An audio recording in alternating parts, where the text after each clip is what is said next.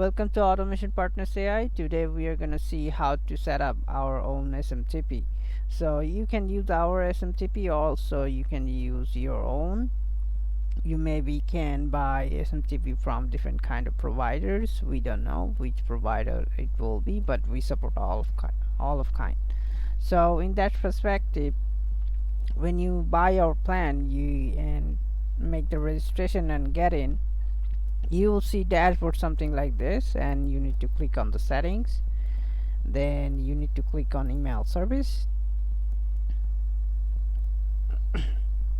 and since there is no email setup yet, you can click on and choose any. If none of this you have as an SMTP, you can click on others, and you need to provide all these things, like provide names means just a normal name, SMTP service server. So if you know your SMTP, I mean different providers have different kind of settings, SMTP settings.